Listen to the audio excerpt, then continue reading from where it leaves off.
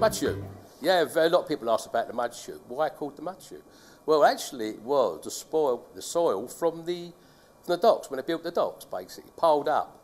Because you remember before, it was all marshland here.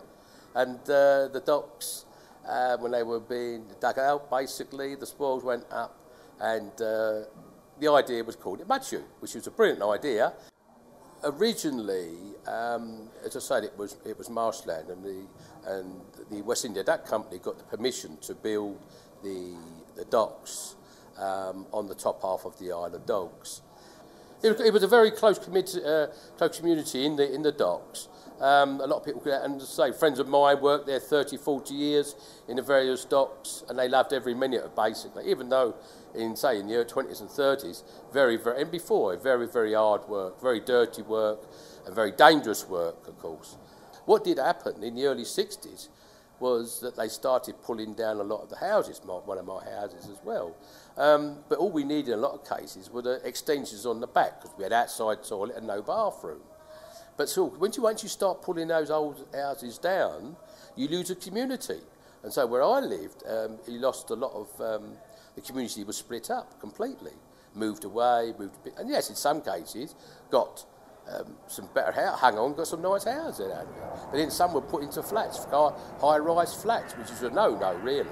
More money was pumped in, and gradually the big businesses looking at it and saying, well, yeah, maybe there's an opportunity here to sort of build the new financial side of London.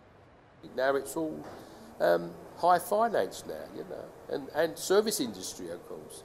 Look at the place now. It's a different world entirely.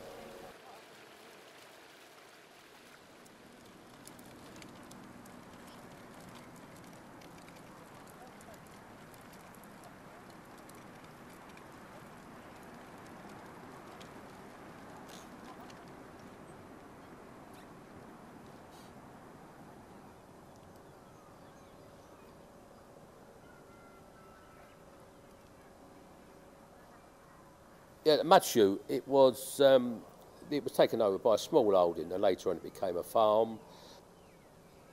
The farm itself was basically quite small at first, but it grew on from there, horse riding, and then cattle, various types of cattle coming in as well. And as it is today, it's a very good local attraction.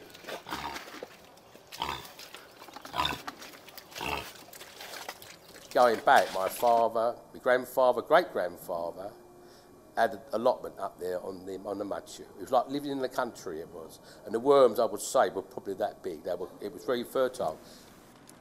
They used to bring the prize bulls, cows, sheep, onto the Mudchute to graze before taking them down to the Smithfield market.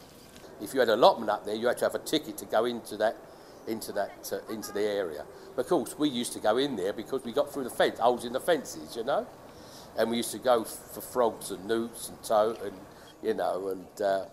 tadpoles and all that sort of thing. So yeah, it was a thing to go into what we call into the muddy. And I say, for youngsters like myself at the time, going up there was like in the country, different world up there.